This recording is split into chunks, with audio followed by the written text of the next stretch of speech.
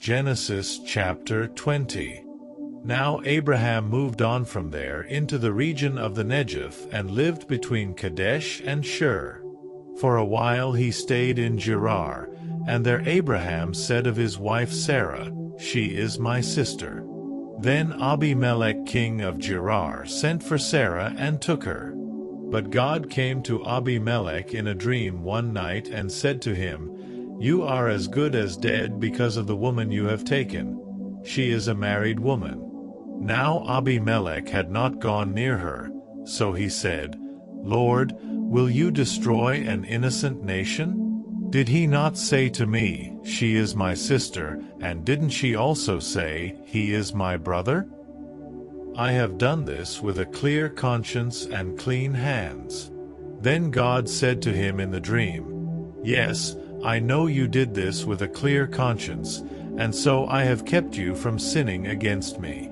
That is why I did not let you touch her. Now return the man's wife, for he is a prophet, and he will pray for you and you will live. But if you do not return her, you may be sure that you and all who belong to you will die."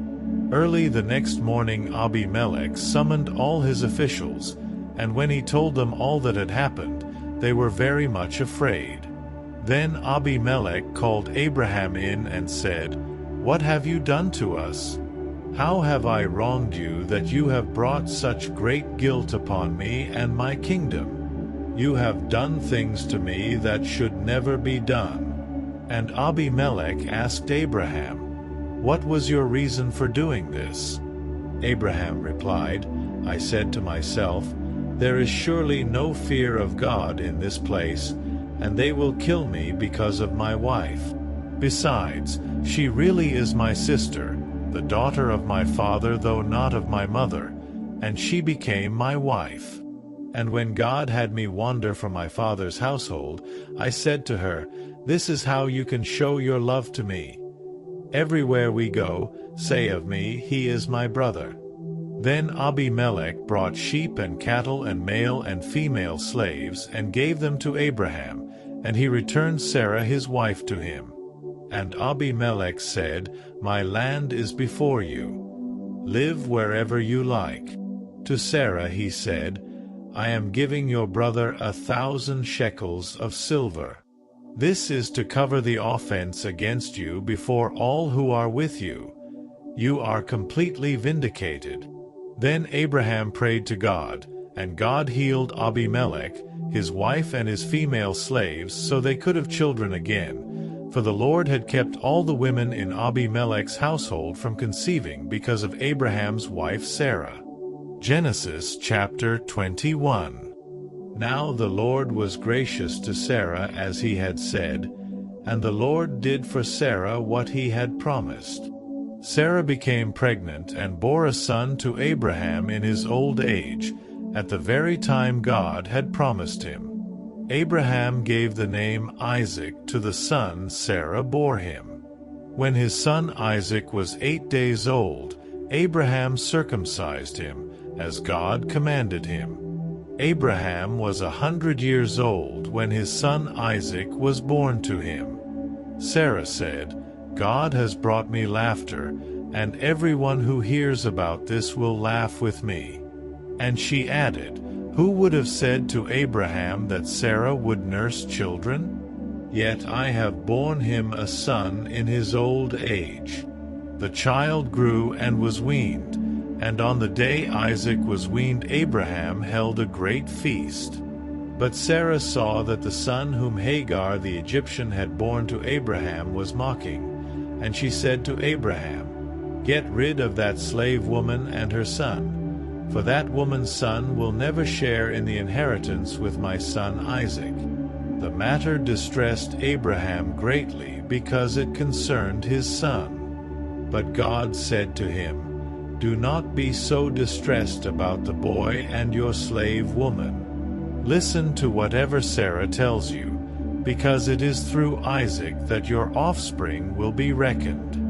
I will make the son of the slave into a nation also, because he is your offspring." Early the next morning, Abraham took some food and a skin of water and gave them to Hagar.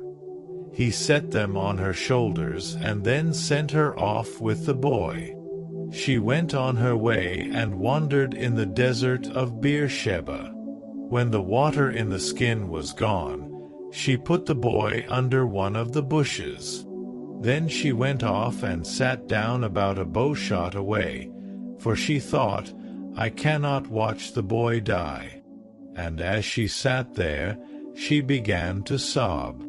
God heard the boy crying, and the angel of God called to Hagar from heaven and said to her, What is the matter, Hagar? Do not be afraid. God has heard the boy crying as he lies there. Lift the boy up and take him by the hand, for I will make him into a great nation. Then God opened her eyes, and she saw a well of water.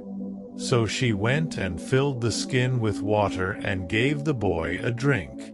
God was with the boy as he grew up.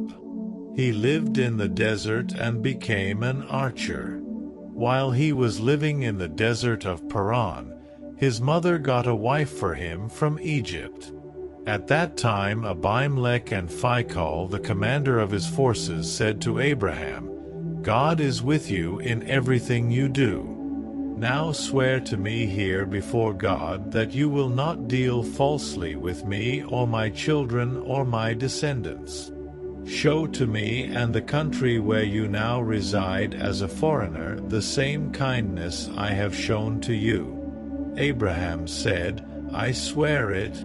Then Abraham complained to Abimelech about a well of water that Abimelech's servants had seized. But Abimelech said, I don't know who has done this. You did not tell me, and I heard about it only today. So Abraham brought sheep and cattle and gave them to Abimelech, and the two men made a treaty. Abraham set apart 7 ewe lambs from the flock, and Abimelech asked Abraham, What is the meaning of these 7 ewe lambs you have set apart by themselves? He replied, Accept these 7 lambs from my hand as a witness that I dug this well. So that place was called Beersheba, because the 2 men swore an oath there. After the treaty had been made at Beersheba, Abimelech and Phicol, the commander of his forces, returned to the land of the Philistines. Abraham planted a tamarisk tree in Beersheba, and there he called on the name of the Lord, the eternal God. And Abraham stayed in the land of the Philistines for a long time. Genesis chapter 22. Sometime later, God tested Abraham. He said to him, Abraham. Here I am, he replied. Then God said, Take your son, your only son, whom you love, Isaac, and go to the region of Moriah. Sacrifice him there as a burnt offering on a mountain I will show you. Early the next morning Abraham got up and loaded his donkey. He took with him 2 of his servants and his son Isaac. When he had cut enough wood for the burnt offering, he set out for the place God had told him about. On the 3rd day Abraham looked up and saw the place in the distance. He said to his servants, Stay here with the donkey while I and the boy go over there. We will worship, and then we will come back to you. Abraham took the wood for the burnt offering and placed it on his son Isaac, and he himself carried the fire and the knife. As the 2 of them went on together, Isaac spoke up and said to his father Abraham, Father. Yes, my son. Abraham replied. The fire and wood are here, Isaac said, but where is the lamb for the burnt offering? Abraham answered, God himself will provide the lamb for the burnt offering, my son. And the 2 of them went on together. When they reached the place God had told him about, Abraham built an altar there and arranged the wood on it. He bound his son Isaac and laid him on the altar, on top of the wood. Then he reached out his hand and took the knife to slay his son. But the angel of the Lord called out to him from heaven, "Abraham, Abraham." "Here I am," he replied. "Do not lay a hand on the boy," he said. "Do not do anything to him. Now I know that you fear God, because you have not withheld from me your son, your only son." Abraham looked up, and there in a thicket he saw a ram caught by its horns. He went over and took the ram and sacrificed it as a burnt offering instead of his son. So Abraham called that place, "The Lord will provide." And to this day it is said, "On the mountain of the Lord it will be provided." The angel of the Lord called to Abraham from heaven a second time and said, "I swear by myself, declares the Lord, that because you have done this and have not withheld your son, your only son, I will surely bless you and make your descendants as numerous as the stars in the sky and as the sand on the seashore. Your descendants will take possession of the cities of their enemies, and through your offspring all nations on earth will be blessed, because you have obeyed me." Then Abraham returned to his servants, and they set off together for Beersheba. And Abraham stayed in Beersheba. Some time later Abraham was told, "Milcah is also a mother. She has borne sons to your brother Nahor, Oz the firstborn, Buz his brother, Kemuel, the father of Aram, Kest, Hazo, Pildash, Jidlaph, and Bethuel. Bethuel became the father of Rebekah. Milcah bore these 8 sons to Abraham's brother Nahor. His concubine, whose name was Reumah, also had sons, Teba, Gaham, Tahash, and Maachah. Matthew chapter 6, 19-34.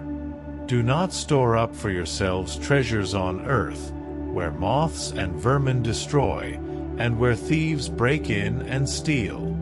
But store up for yourselves treasures in heaven, where moths and vermin do not destroy, and where thieves do not break in and steal. For where your treasure is, there your heart will be also. The eye is the lamp of the body. If your eyes are healthy, your whole body will be full of light. But if your eyes are unhealthy, your whole body will be full of darkness.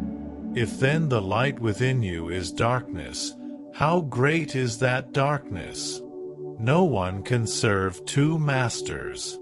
Either you will hate the one and love the other, or you will be devoted to the one and despise the other. You cannot serve both God and money. Therefore I tell you, do not worry about your life, what you will eat or drink, or about your body, what you will wear. Is not life more than food, and the body more than clothes? Look at the birds of the air. They do not sow or reap or store away in barns, and yet your heavenly Father feeds them. Are you not much more valuable than they?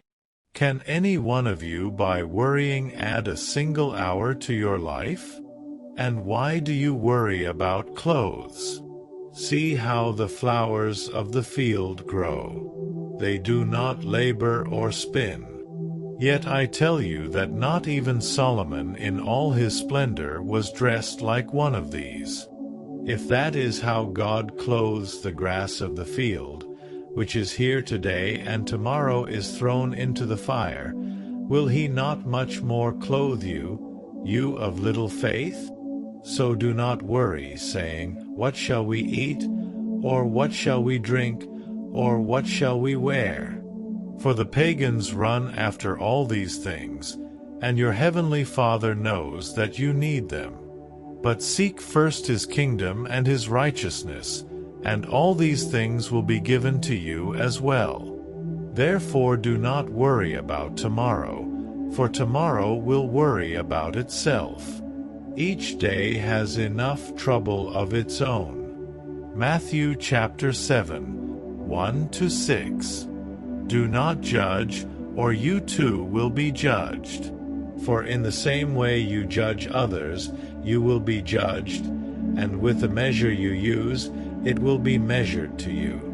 Why do you look at the speck of sawdust in your brother's eye and pay no attention to the plank in your own eye? How can you say to your brother, "Let me take the speck out of your eye," when all the time there is a plank in your own eye? You hypocrite, first take the plank out of your own eye, and then you will see clearly to remove the speck from your brother's eye. Do not give dogs what is sacred. Do not throw your pearls to pigs. If you do, they may trample them under their feet, and turn and tear you to pieces.